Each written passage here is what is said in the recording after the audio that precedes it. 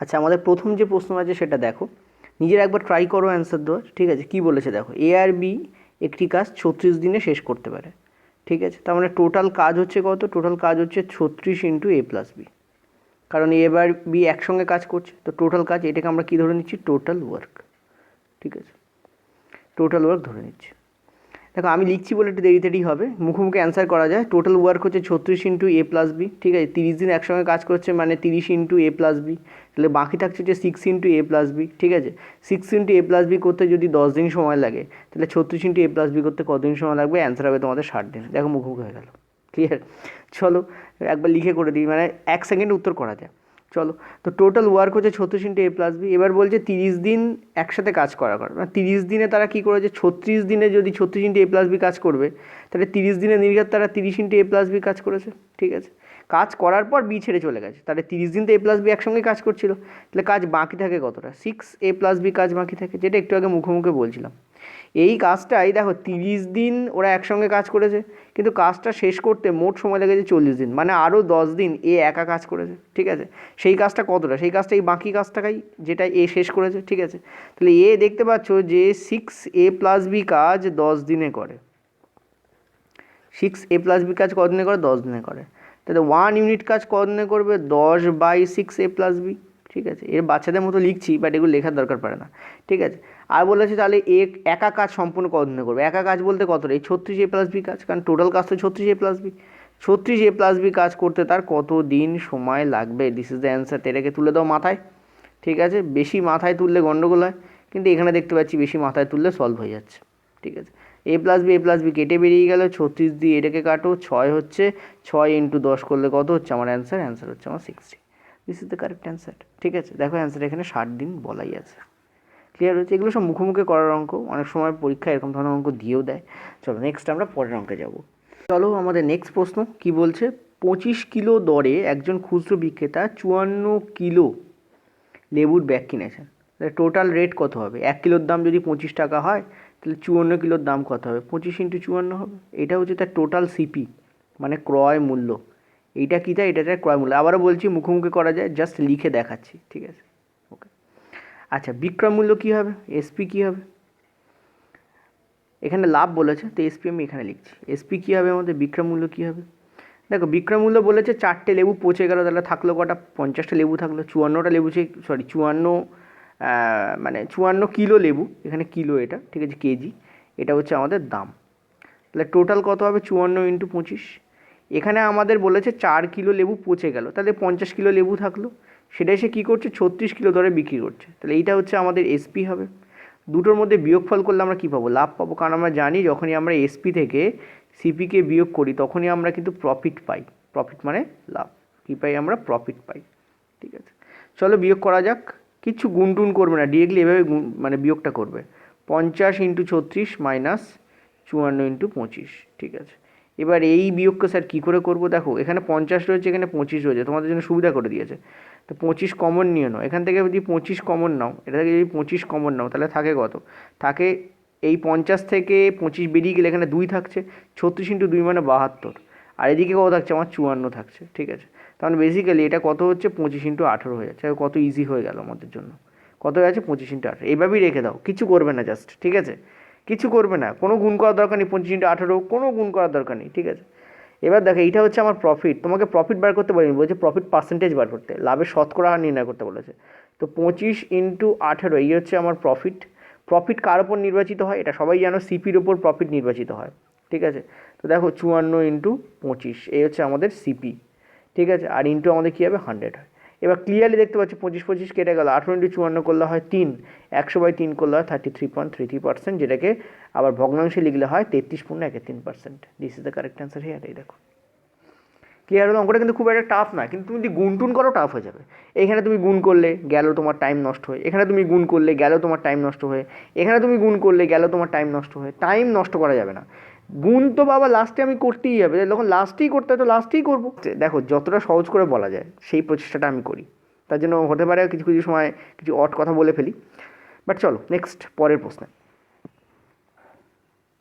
আচ্ছা, পরের প্রশ্ন দেখো, বলছে যে a two the power 2x, ঠিক আছে, equal to B, B to the power 2i equal to C, C to the power 2z equal to A হলে এক্স ওয়াই জেডের ভ্যালু কত। দেখো তোমরা অনেকেই জানো হয়তো যে X to the power suppose ধরো 4 আছে, আর এখানে সাপোজ ধরো X to the power Y আছে, তার মানে আমরা দেখতে পাচ্ছি এখানেও বেজ এক্স, এখানেও বেজ এক্স। যখন এরকম থাকে বাম দিকে বেজ এক্স ডান দিকে বেজ এক্স, তখন পাওয়ার ইকুয়াল টু পাওয়ার লেখা যায়, অর্থাৎ 4 ইকুয়াল টু ওয়াই লেখা যায়, এই 4 ইকুয়াল টু এই ওয়াই লেখা যায়। ঠিক আছে, তো এই ফরম্যাটেই কিন্তু আমরা এখানে কাজটা করবো, এটা হচ্ছে আমাদের বেসিক, এই ফরম্যাটে আমরা কাজটা করব। তো ওপরে কী লেখা আছে দেখো, ওপরে আমাদের লেখা আছে জাস্ট মিনিট, ইয়েস, ওপরে আমাদের কী লেখা আছে, ওপরে আমাদের এই এ টু দি পাওয়ার 2x লেখা আছে। ঠিক আছে, ইকুয়াল টু আমাদের কী লেখা আছে, বি লেখা আছে। প্রথম লাইনটা আমাদের তাই লেখা আছে, আমি আস্তে আস্তে করছি, এটা অ্যাকচুয়ালি 1 সেকেন্ডেরও প্রশ্ন নয়। ঠিক আছে, আবার দেখো এখানে লেখা রয়েছে B to the power 2y, তো আমি যদি এই বি এর মাথায় 2y বসাই, তাহলে আমাদের এখানেও কী করতে হবে, এইটার মাথায় 2y চাপিয়ে দিতে হবে। বাম দিকে যা করবো ডান দিকে আমরা ট্রাই করবো। আবার B to the power 2y, এই পুরোটার ভ্যালু দেখো সি এর সমান, দেখো কী লেখা রয়েছে, সি এর সমান। তো এটাকে তুলে দিয়ে আমরা সি লিখতে পারি, তাতে কোনো প্রবলেম নেই, কারণ সেম হয়ে গেল। ঠিক আছে, আবার দেখো C to the power 2z, এ দেখো C to the power 2z, তো এর মাথায় যদি আমি 2z চাপাই, ঠিক আছে, তো আমি কি করব, আমি এই টোটালটার মাথায় আমি কি চাপিয়ে দেবো, আমি দেখো 2z চাপিয়ে দেবো। ঠিক আছে, আমি 2z চাপিয়ে দেবো। ঠিক আছে, আবার দেখো এই C to the power 2z, এই পুরো রাশিটা আবার এর সমান, দেখো C to the power 2z equal to আমাদের এ লেখা রয়েছে। তো এইটাকে তুলে দিয়ে আমি এখানে এ লিখতেই পারি, আমার কোনো প্রবলেম নেই। এবার এর মাথায় কিছু নেই, মানে এখানে 1 আছে। ঠিক আছে, দেখো সেম জিনিস চলে হলো, এখানে X equal to X to the power 4 equal to X to the power Y ছিল, 4 ইকুয়াল টু ওয়াই লিখতে পারছিলাম। এখানে দেখো বেস সেম, এখানে দেখো এ বেস রয়েছে, এখানে দেখো এ বেস রয়েছে, তখন এই পাওয়ারগুলোর ইকুয়াল টু 1 লেখা যেতে পারে, এই পাওয়ারগুলো ইকুয়াল টু 1, যেমন এখানে 4 ইকুয়াল টু ওয়াই, তেমন এই পাওয়ার ইকুয়াল টু 1 লেখা যেতে পারে। এখানে পাওয়ার কী কী রয়েছে, 2x, এই ব্র্যাকেটের বাইরে থাকলে ইন্টু হয়ে যায়, 2z ইকুয়াল টু আমরা কী লিখতে পারি, 1 লিখতে পারি। ঠিক আগেরবার যেভাবে হলো এখানেও সেমভাবে হচ্ছে, তার মানে 8xyz ইকুয়াল টু আমরা লিখতে পারি 1, এখানে xyz এর ভ্যালু চেয়েছে, xyz ইকুয়াল টু আমাদের কী হচ্ছে 1/8। এইভাবে আমাদের অ্যান্সার এখানে বেরিয়ে যাচ্ছে। ঠিক আছে, দেখো এখানে অ্যান্সার এখানে গিভেন আছে। ক্লিয়ার হলো? চলো নেক্সট আমরা পরের প্রশ্নে যাব। নেক্সট পরের প্রশ্ন বলেছে 66 কিমি দূরত্ব অতিক্রম করতে একটি চাকা এতবার প্রদক্ষিণ করে। তোমাকে বলতে বলেছে চাকাটির ব্যাসার্ধ কত। দেখো একটা চাকা, সাপোজ ধরো এই একটা চাকা আছে, ঠিক আছে, চাকাটা এখান থেকে প্রদক্ষিণ করা শুরু করলো, যখন এক পাক ঘুরবে তখন সেম আবার এই এক্স পয়েন্টে এসেই থামবে। তার মানে ব্যাপারটা হচ্ছে চাকার পরিধি একবার ঘুরছে, চাকার পরিধি কত, 2πr আমরা জানি।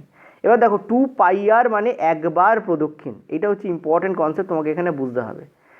অর্থাৎ আমরা বলতে পারি একবার প্রদক্ষিণ মানে হচ্ছে 2πr। ঠিক আছে, এত মিটার, কিন্তু কারণ তুমি দেখতে পাচ্ছ এখানে অ্যান্সার মিটারে আছে, সো আমরা এখানে মিটারে নিচ্ছি। ঠিক আছে, ঠিক আছে, অ্যান্সারগুলো আমাদের মিটার আছে, এখানে কিমি যদিও আছে বাট কিমিতে হবে না, মিটারই অ্যান্সার আসবে। ঠিক আছে, তো একবার প্রদক্ষিণ মানে এত মিটার, তাহলে এখানে বলেছি 21,000 বার প্রদক্ষিণ, তো 21,000 বার প্রদক্ষিণ মানে কত মিটার, 2πr ইন্টু 21,000, এত মিটার। ঠিক আছে, এত মিটার, আশা করি বুঝতে পারছি, এত মিটার। ওকে, আর এই এত মিটার মানেই এত কিমি, কারণ এই চাকাটা যখন এতবার প্রদক্ষিণ করছে তখন কিমি কত গেছে, এত কিমি গেছে।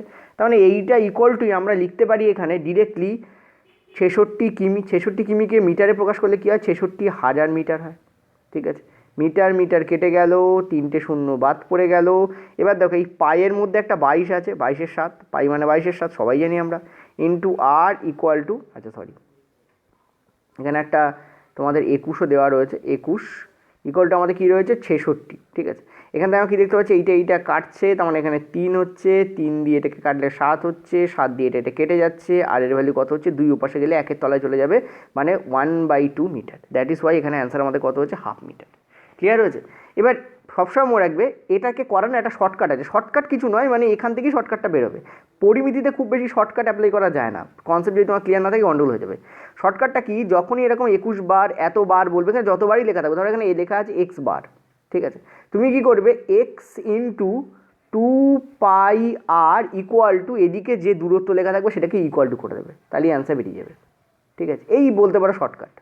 ঠিক আছে, মাথা খেলানোর দরকার নেই, মাথা খেলালে এইটা হবে, দেখো মাথা কিন্তু অঙ্কের সময় খেলানোর দরকার, কারণ এই প্রশ্নটাকে অনেকভাবে ঘুরিয়ে দেওয়া যেতে পারে। ঠিক আছে, যদিও এই ধরনের প্রশ্ন পড়লে এই শর্টকাটটা অ্যাপ্লাই করা যেতে পারে, আমিও তাই করলাম। দেখো একবার ইকুয়াল টু এত, তো এতবার ইকুয়াল টু কত, এই দেখো সেই এতবারই লিখেছি, দেখো 2πr ইন্টু এখানে যে এক্স থাকবে, এক্স মানে এইটাই, দেখো এক্স ইকুয়াল টু আমি কী করেছি 66,000 মিটার করেছি কিলোমিটারটাকে। ঠিক আছে, এর দূরত্ব, তো এত ইকুয়াল টু এত করলে এই পাইটাকে তুমি 22-এর সাথে লিখবে, কাটাকুটি করবে, এক্সের ভ্যালু তুমি পেয়ে যাবে।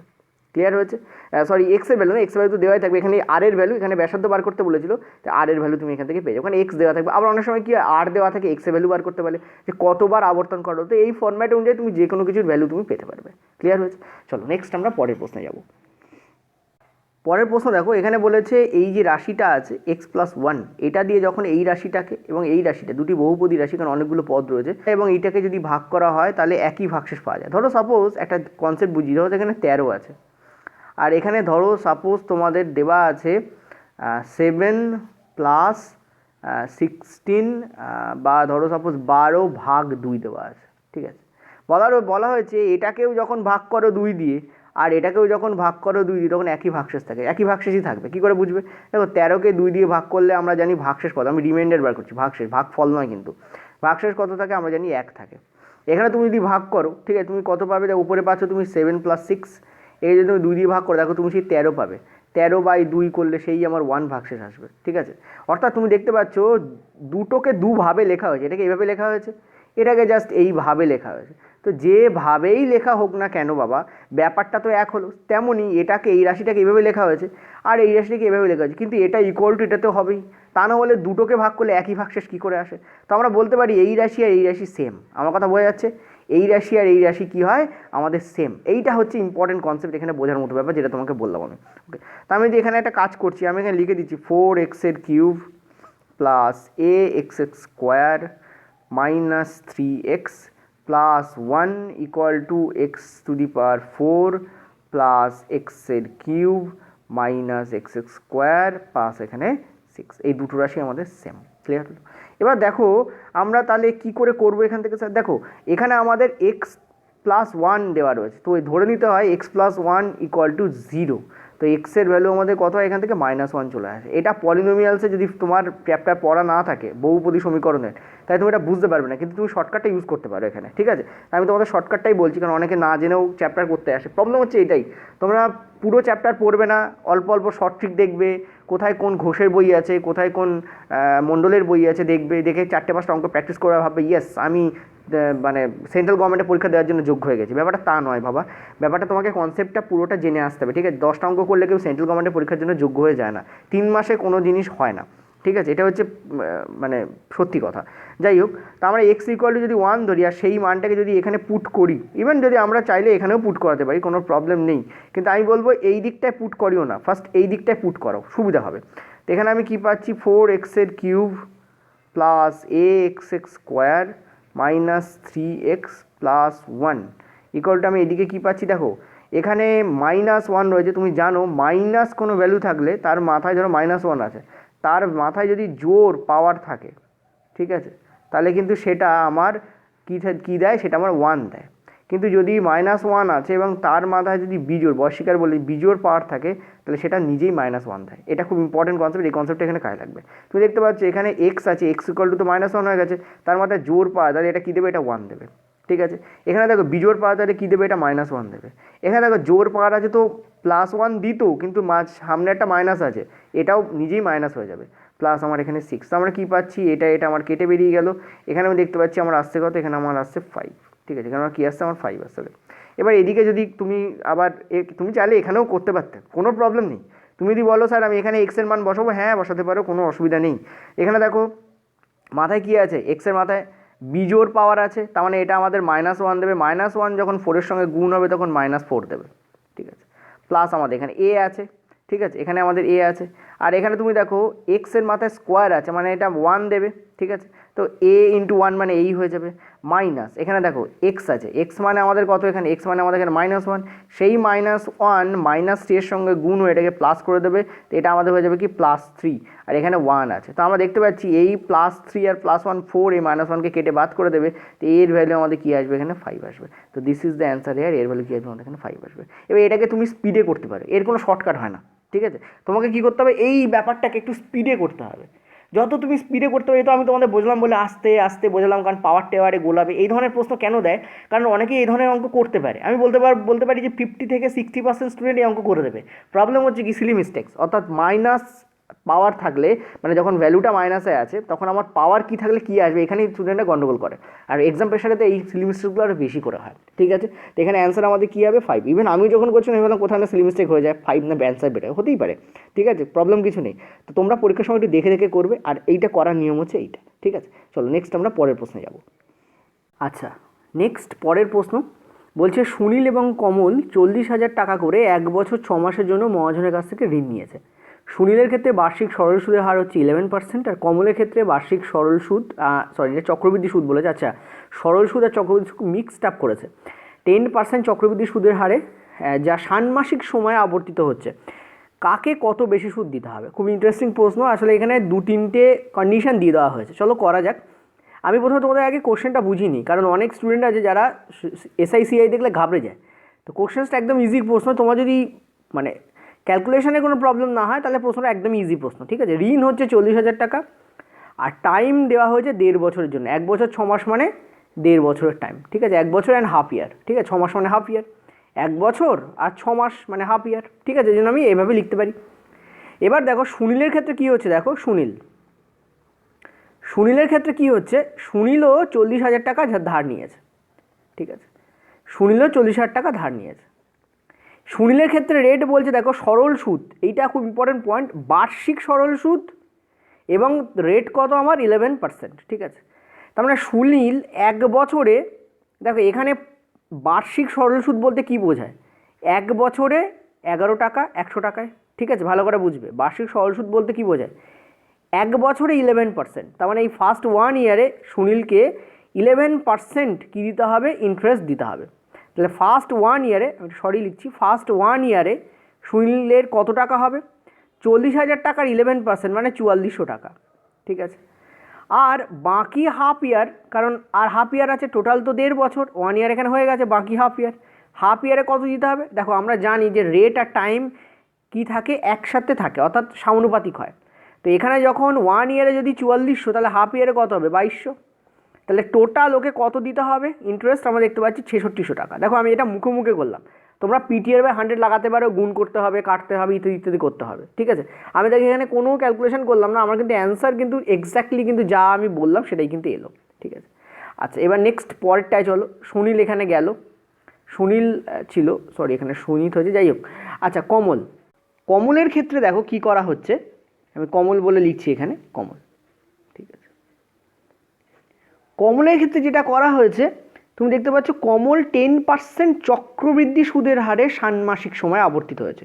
কমলও কিন্তু সেই 40,000 টাকায় ধার নিয়েছে, কিন্তু কমলের ক্ষেত্রে কি হয়েছে, 10% হারে চক্রবৃদ্ধি সুদ। দেখো বার্ষিক 10%, ষান্মাসিক মানে 6 মাস অন্তর, অর্থাৎ 1 বছরে যদি 10% হয় তাহলে 6 মাসে কত হবে 5%, ঠিক আছে।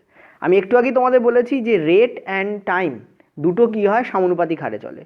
বার্ষিক বলেছে ওটা 10%, অর্ধবার্ষিক হলে কী হবে 5%, ষান্মাসিক মানে হচ্ছে 6 মাস অন্তর, যাকে অর্ধবার্ষিকও বলতে পারো তুমি, ঠিক আছে।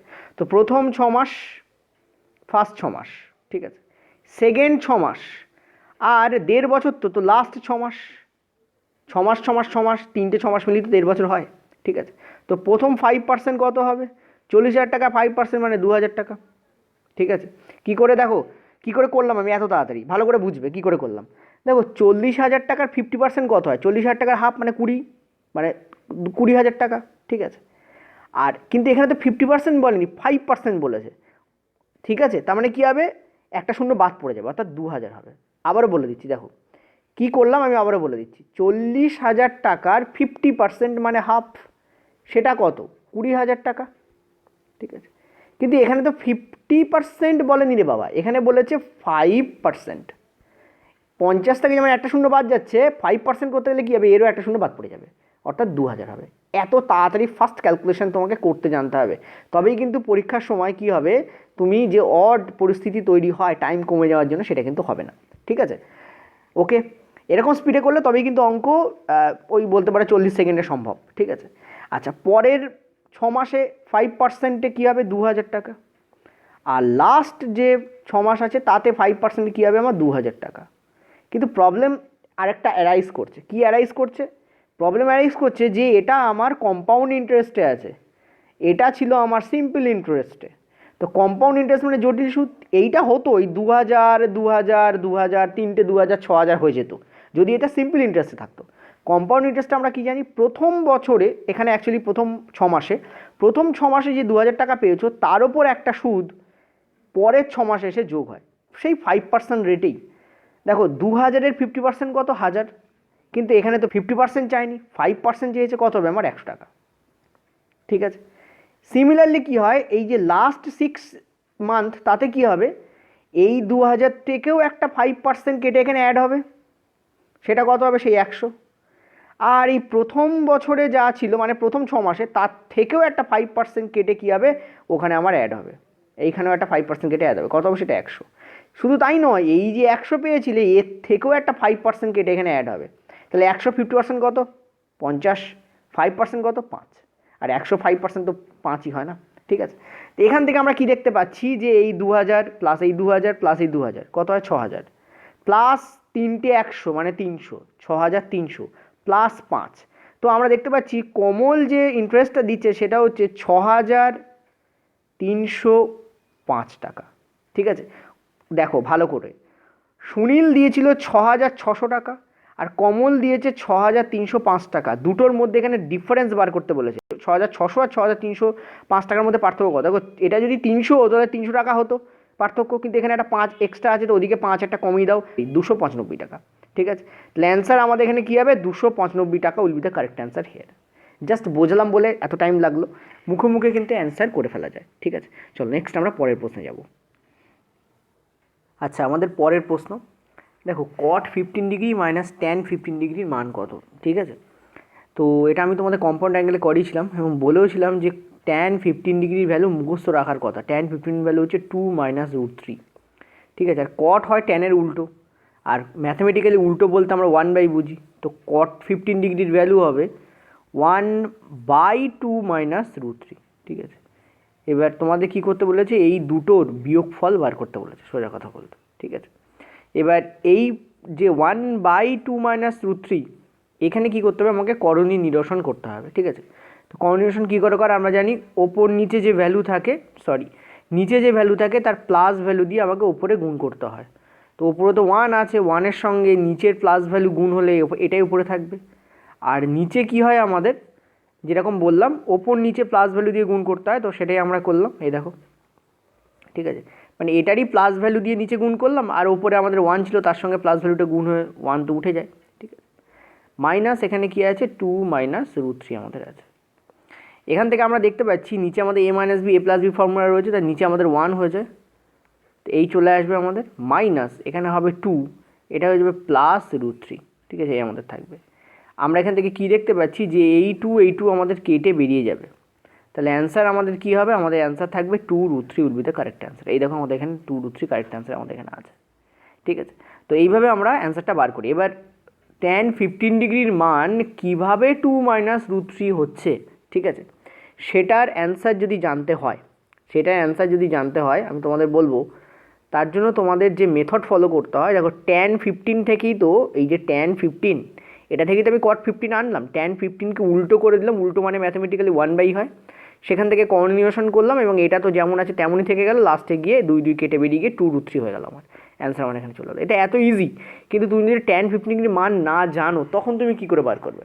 ঠিক আছে, দেখো tan 15 ডিগ্রির মান বার করা যায় tan a মাইনাস বি যে ফর্মুলা আছে সেই ফর্মুলা দিয়ে। tan 15কে লেখা যায় tan 45 ডিগ্রি মাইনাস 30 ডিগ্রি। বলো এটাকে লেখা যায় কি যায় না, বলো, দুটোর বিয়োগফল করলে আমার তো 15ই আসবে। ঠিক আছে, এইটাকে আমি ধরে নিচ্ছি এ অ্যাঙ্গেল আর এটাকে আমি ধরে নিচ্ছি বি অ্যাঙ্গেল। ঠিক আছে, তো এইভাবেই ফর্মুলা আসে tan a minus tan b এর। কখনোই 45 ডিগ্রি আর tan 30 ডিগ্রির মান বসিয়ে দিলে কিন্তু এটা বেরোবে না। ঠিক আছে, কারণ এর ফর্মুলা আছে, এটা ম্যাথামেটিক্যাল যে ত্রিকোণমিতির ফর্মুলা সেই ফর্মুলা দিয়ে আসে। সেই ফর্মুলা আমাদের বলে tan a মাইনাস বি এর যে ফর্মুলা সেটা হয়, ওপরে হয় tan a minus tan b। ঠিক আছে, আর নিচে হয় তোমাদের 1 plus tan a tan b into tan b। ঠিক আছে, এই আমাদের ফর্মুলা হয়। এই ফর্মুলা আমরা সলভ করলে অ্যান্সার পেয়ে যাব। এবার দেখো এখানে যত এ আছে সেই সব এর জায়গায় আমাদের 45 বসবে, আর সব বি এর জায়গায় আমাদের 30 বসবে, কারণ আমরা এ মানে 45 ধরেছি, বি মানে আমরা এখানে 30 ধরেছি। এই ফর্মুলাতে তুমি মান পুট করো tan 45 ডিগ্রি আর tan 30 ডিগ্রির, তুমি এখানে অ্যান্সার পেয়ে যাবে। ঠিক আছে, এখানে এ ডিগ্রি আমি লিখেও দিচ্ছি, এ ডিগ্রি মানে হচ্ছে 45 ডিগ্রি আর বি ডিগ্রি মানে হচ্ছে তোমাদের 30 ডিগ্রি। ঠিক আছে, this is the formula here, এভাবে বার করতে পারবে। চলো নেক্সট আমরা পরের প্রশ্নে যাব। আচ্ছা, পরের প্রশ্ন, এটা ইজি প্রশ্ন, এটাকে মুখে মুখে সলভ করা যায়। দেখো tan 40 ডিগ্রি আছে, ট্যানটাকে লেখো, ট্যানটাকে কী লেখা যায়, সাইন বাই কস লেখা যায়। ঠিক আছে, কোসেককে কী লেখা যায়, কোসেক 50 ডিগ্রিকে কী লেখা যায়, সেক 40 ডিগ্রি লেখা যায়। কোসেক 50 ডিগ্রি আর সেক 40 ডিগ্রি ভ্যালু সেম হয়।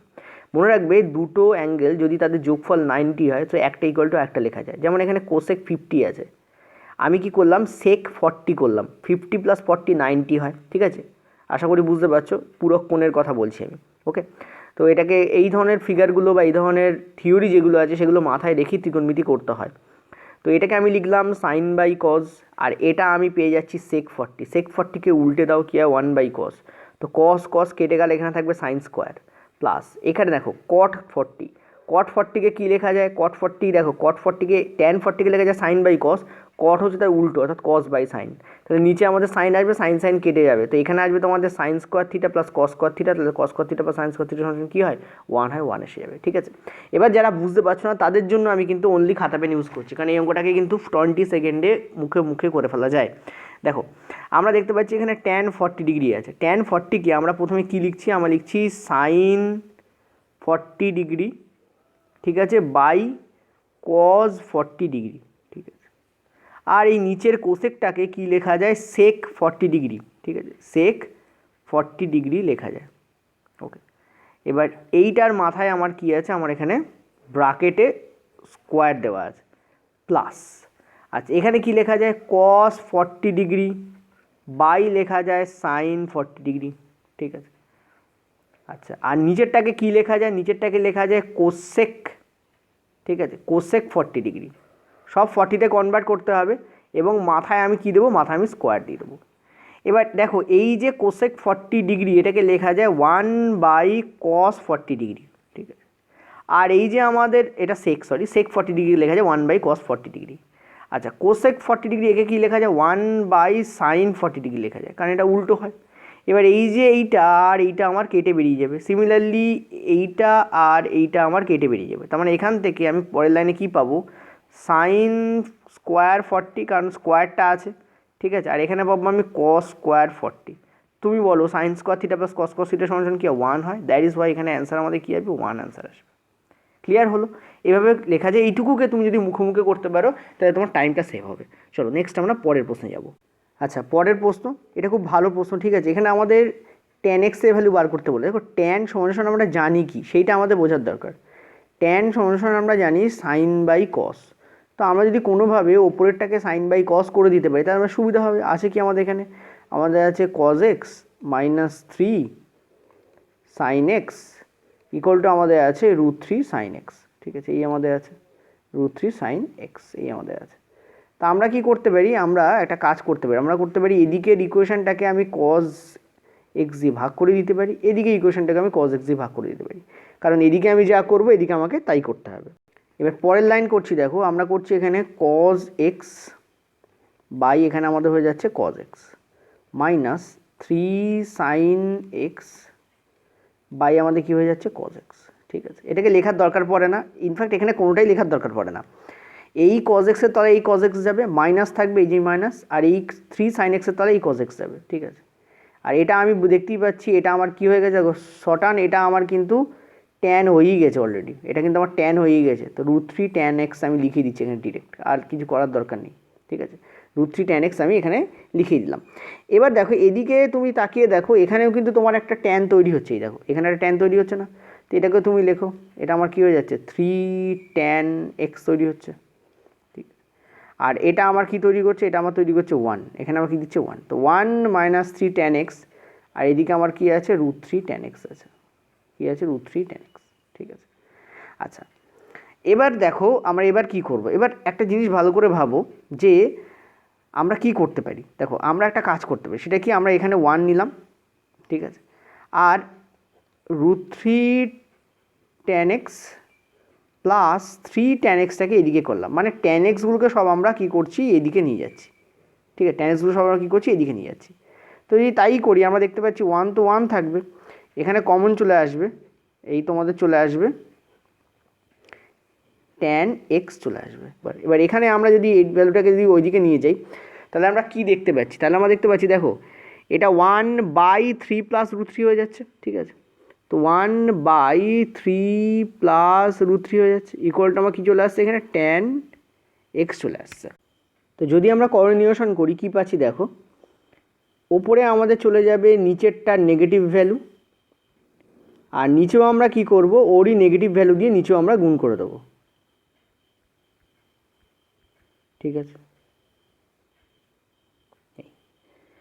তো তুমি দেখতেই পাচ্ছ 3/3 মাইনাস √3 এটা তোমার চলে আসছে, আর নিচে যদি মাল্টিপ্লাই করো তুমি পেয়ে যাবে 6 ইকুয়াল টু আমাদের tan x। তো এটাই এখানে আমাদের ভ্যালু রয়েছে, এই যে ক্লিয়ার হলো, এটা আমাদের অ্যান্সার হবে। চলো নেক্সট আমরা পরের প্রশ্নে যাব। আচ্ছা, এটা আমাদের পরের প্রশ্ন, বলছে নিচের কোন সমীকরণটি y অক্ষের ওপর সমান্তরাল রেখাকে উপস্থাপিত করছে, ঠিক আছে। দেখো এখানে কোথায় আছে x equal to something, y equal to something বেরোলে হবে না, x ইকুয়াল টু সামথিং বেরোতে হবে, তবেই সেটা হবে। দেখো এখানে তুমি দেখতে পাচ্ছ y ইকুয়াল টু -2x আসছে, এটাকে যদি এই 2xটাকে যদি এদিকে নিয়ে যাও তাহলে কী হচ্ছে y ইকুয়াল টু -2x, এটা তো হবে না। এখানে y ইকুয়াল টু সামথিং দেওয়াই আছে, এটাও দেখতে পাচ্ছ y ইকুয়াল টু যদি 2 মানে -2 এদিকে যায় তাহলে এটা 3 হয়ে যাবে, তো y ইকুয়াল টু 3 হয়ে যাচ্ছে, এটাও হবে না। y ইকুয়াল টু সামথিং বেরোলে হবে না, x ইকুয়াল টু সামথিং বেরোতে হবে। এবার দেখো এই ইকুয়েশনটাকে সলভ করার দরকার নেই, এখানে তুমি দেখতে পাচ্ছ শুধুই x আছে, তো এখানে যাই হোক না কেন x এর ভ্যালু বেরোবে, y এর ভ্যালুতে বেরোবে না, তো এইটাই আমাদের অ্যান্সার হবে, ঠিক আছে। দেখে নাও, yes this is the correct answer here. এবার এটা কেন হয়, তোমাদের প্রশ্ন হচ্ছে স্যার এটা কেন হয় একটু বলে দিন, কারণ আমাদের অনেকেরই কোঅর্ডিনেট জিওমেট্রি করা নেই। দেখো প্রথম কথা করে আসতে হবে, এটা খুব ইম্পর্টেন্ট জিনিস। দ্বিতীয় কথা হচ্ছে একটু প্র্যাকটিস থাকাটা জরুরি, না করে আসলেও, ঠিক আছে। চলো করে দেওয়া যাক, দেখো কী করে হয় বলে দিই। তো একটা কাজ করি, এইটাকে সলিউশন করার জন্য গ্রাফ পেপার নিয়ে নিই, গ্রাফিক্যাল রিপ্রেজেন্টেশন করে তোমাদের পিওরলি দেখায়। প্রথমে আমি একটা কাজ করছি, প্রথমে 2x + y = 0 এই ইকুয়েশনটাকে নিয়ে দেখাচ্ছি যে কেন এটা অ্যান্সার নয়।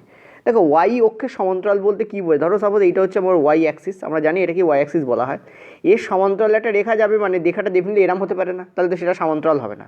কী হবে, এর সমান সমানে প্যারালালি যেতে হবে, মানে এইটার সমান সমানে এরকম প্যারালাল যেতে হবে, ঠিক আছে। তো আমি একটা কাজ করছি, প্রথমেই আমি তোমাদের গ্রাফ পেপার নিয়ে নিচ্ছি, তারপর এইটাকে এই যে এইটাকে আমি একটু সলভ করে দেখাই যেটা কেন হবে না, তারপর y = 3 এটাকেও সলভ করে দেখাবো। চলো একটা একটা করে সলভ করে দেখাই, তাহলে তোমাদের আন্ডারস্ট্যান্ডিংটাও ক্লিয়ার হবে।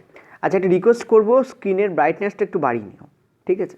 দেখো আমাদের ওখানে কি ছিল সমীকরণটা আমাদের ওখানে ছিল 2x + y ছিল, ইয়েস +y = 0 ছিল, এই আমাদের ছিল। তুমি বলো এখান থেকে y = আমাদের কী আসতে পারে, y = -2x আসতে পারে। এবার কি করে সমাধান করতে হয় অনেকে হয়তো জানো, অনেকে হয়তো জানো না, একটু করে দিই। সমাধান করার সময় আমরা কি করি, আমরা ধরে নিই x এর একটা ভ্যালু, এই ইকুয়েশনটাই আমাদের সমাধান করতে হবে বেসিক্যালি। এই ইকুয়াল টু আমরা কী ধরে নিই, আমরা x এর ভ্যালু ধরি, সেই ইকুয়াল টু y এর ভ্যালু কী আসছে দেখি। তো সাপোজ ধরো x এর ভ্যালু আমি যদি 0 নেই, ঠিক আছে, তাহলে y এর ভ্যালু আমার কী আসবে, y এর ভ্যালু আমার আসবে 0। কেন আসবে, তুমি একটা কথা বলো না, এই x ইকুয়াল টু এই x ইকুয়াল টু 0 লিখি, 0 × -2 করলে কী হচ্ছে, y এর ভ্যালু 0 চলে আসছে। তো এটা একটা ইকুয়েশন, এখান থেকে আমাদের কোঅর্ডিনেট বেরোবে 0, 0, যেখানে xও 0 yও 0, ঠিক আছে। আর একটা সাপোজ ধরো আমি x ইকুয়াল টু সাপোজ ধরো ধরছি 1, যদি আমি x = 1 ধরি, এই x = 1 ধরি, তাহলে y = কী হয়ে যাচ্ছে, -2 × y মানে × 1 = কী হয়ে যাচ্ছে, -2 হয়ে যাচ্ছে। তাহলে এখান থেকে আমি একটা কোঅর্ডিনেট পাচ্ছি 1, -2, যেখানে x = 1 y = -2, এভাবে লেখা হয় এটাকে, আর কিছু না। লেখার বিভিন্ন ধরন আছে, ঠিক আছে। এবার x = আরেকটা এবার একটা জিনিস বলি, তুমি এখানে মাইনাসের ভ্যালু নিতে পারো, এমন নয় যে x এর ভ্যালু আমার এখানে পূর্ণ সংখ্যাতে নিতে হবে, 0 নিতে 1 নিতে, এমন নয়। এখন এইখানে যা লিখছো তা ছাড়াও অন্য যে কোনো ভ্যালু নিতে পারো। প্রবলেম হচ্ছে সেগুলো নিলে তোমার সলিউশন করতে প্রবলেম হবে, তোমাকে গ্রাফিক্যাল রিপ্রেজেন্টেশন করতে তোমার প্রবলেম হবে। যাতে গ্রাফে বসাতে প্রবলেম না হয় সেই জন্য আমরা এমন ভ্যালু নেই, আমাদের তো সলিউশন নিয়ে দরকার, সে এমন ভ্যালু নেই যাতে আমাদের সলভ করতে সুবিধা হয়, তাই না, ম্যাথ তো তার উপরেই চলে।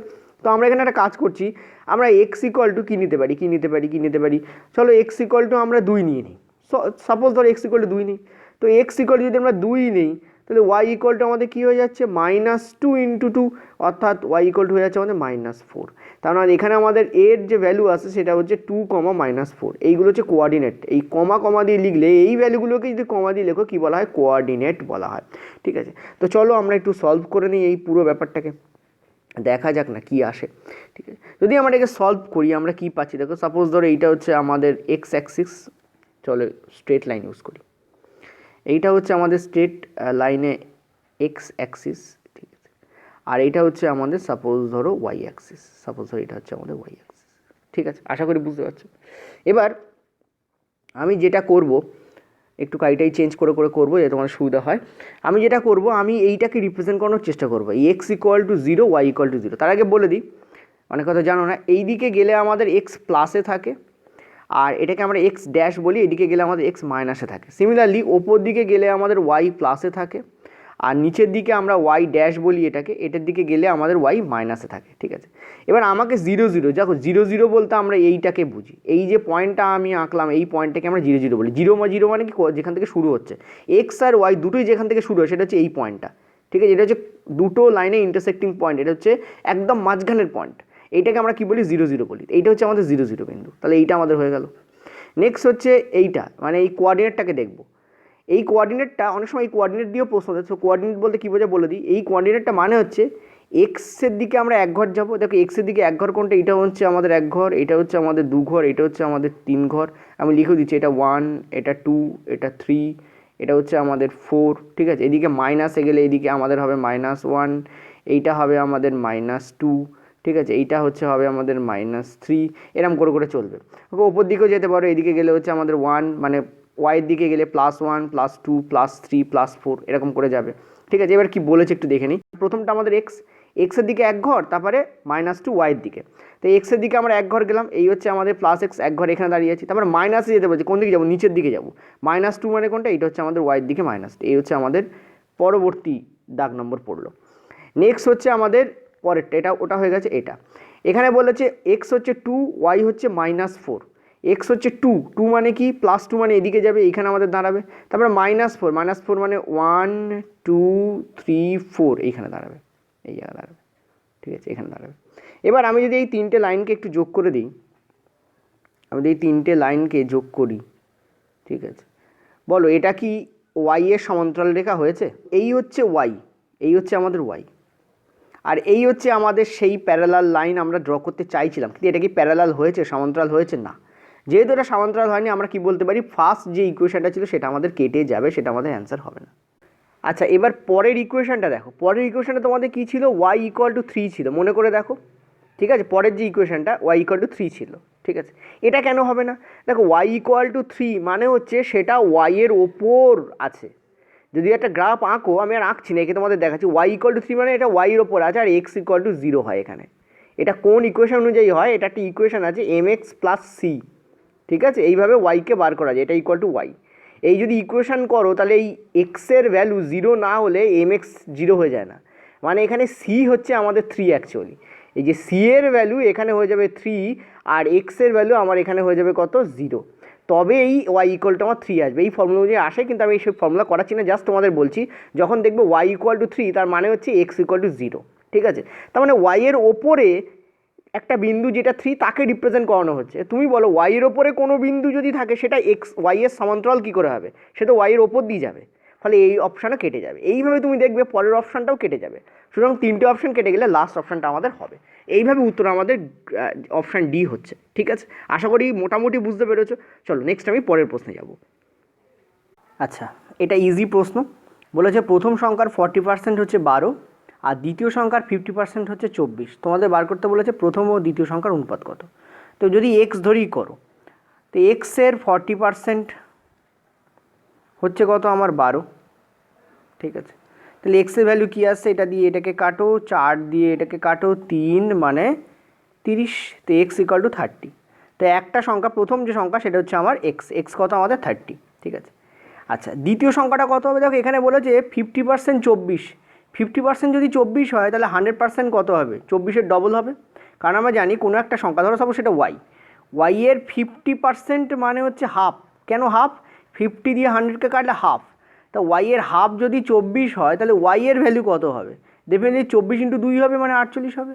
তো আর একটা সংখ্যা হচ্ছে 48। তোমাকে বলেছে এই 30 আর 48-এর কী করতে বলেছে, অনুপাত বার করতে বলেছে। 30 আর 48-এর অনুপাত বের করে ফেলো, ঠিক আছে। 6 দিয়ে কাটছে, 5 6 30 আর 8 6 48, 5:8।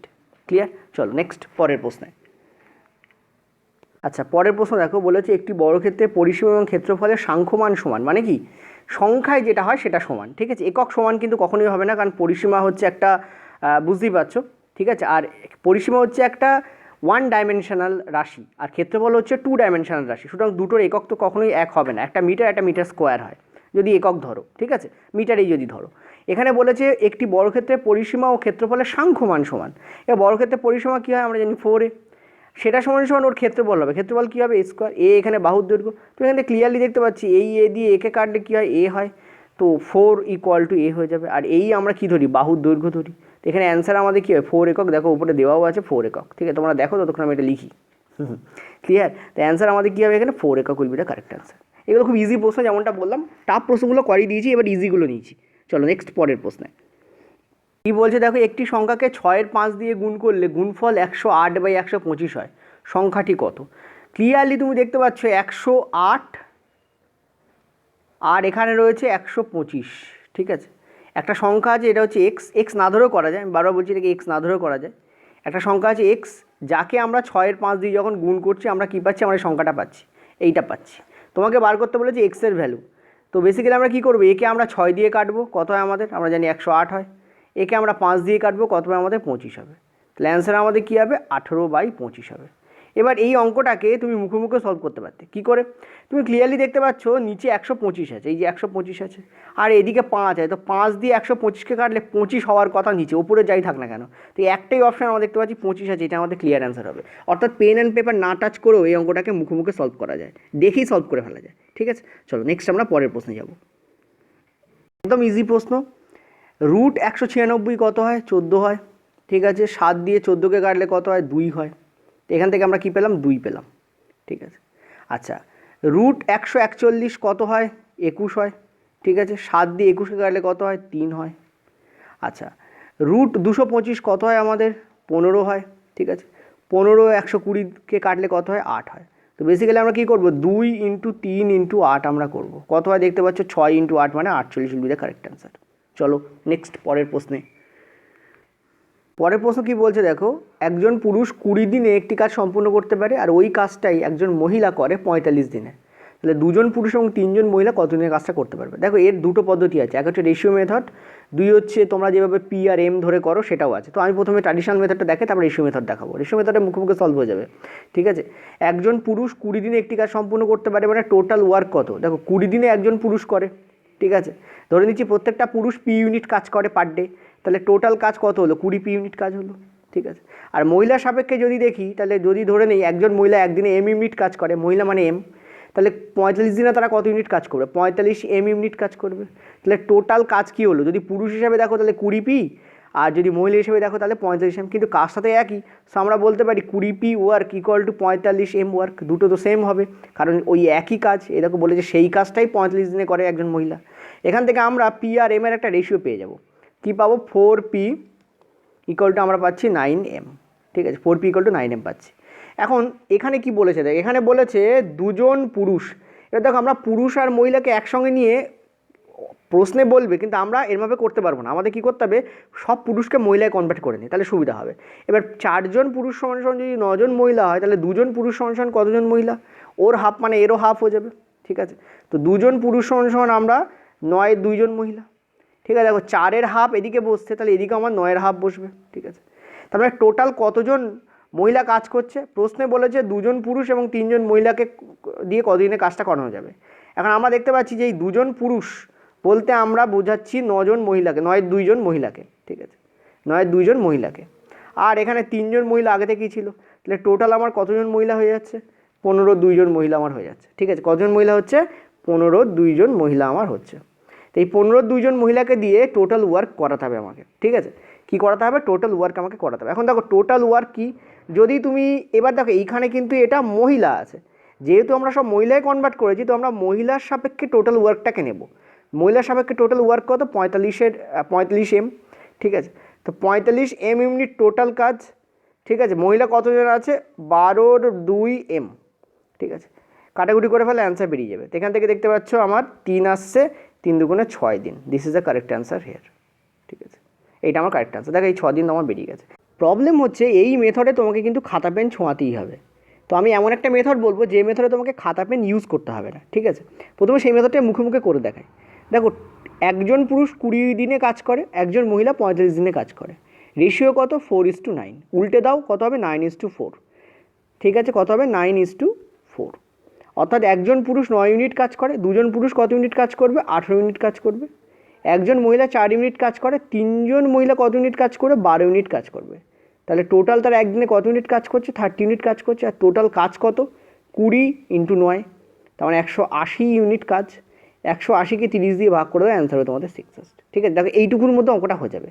এবার অনেকে বলবে স্যার আপনি তো কনসেপ্ট জানেন বলে করলেন, চলো কনসেপ্ট তোমাদেরও বুঝিয়ে দেওয়া যাক, চাপের কিছু নেই। কনসেপ্ট যদি জানো তাহলে টাইম লাগে। দেখো কনসেপ্ট কিন্তু বোঝাতে সময় লাগবে, কিন্তু কনসেপ্টে অ্যাপ্লিকেশানে টাইম লাগে না, ঠিক আছে। এই হচ্ছে প্রবলেম, মানে সুবিধা। চলো দেখো, আমরা দেখতে পাচ্ছি প্রথমে আমরা কী করলাম? আমরা ডে রেশিও নিলাম, ঠিক আছে। যদি আমরা পুরুষের ডে রেশিও নিই P/M, পুরুষ ইস টু মহিলা, আমরা কী পাচ্ছি? আমরা দেখতে পাচ্ছি এটা হচ্ছে 20 দিন, এটা হচ্ছে আমাদের 45 ডেজ। কাটাকুটি করলে আমরা কী পাচ্ছি? আমরা দেখতে পাচ্ছি আমরা পাচ্ছি 4:9 পাচ্ছি। এটা হচ্ছে ডের রেশিও। ওয়ার্কের রেশিও মানে প্রতিদিন তারা কত ইউনিট করে কাজ করছে তার রেশিও কী হবে? এটা পার ডে ওয়ার্কের রেশিও, ঠিক উল্টে যায়, 9:4 হয়।